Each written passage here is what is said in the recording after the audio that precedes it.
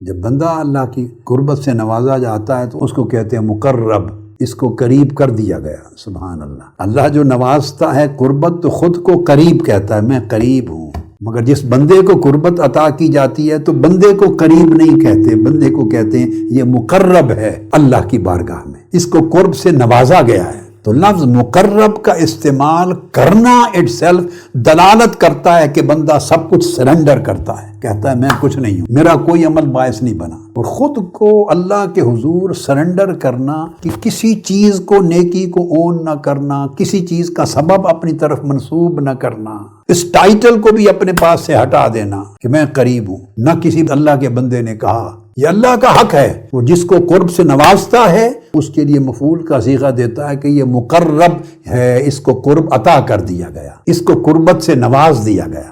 اور یہ جو نقطہ ہے یہ ادب ہے۔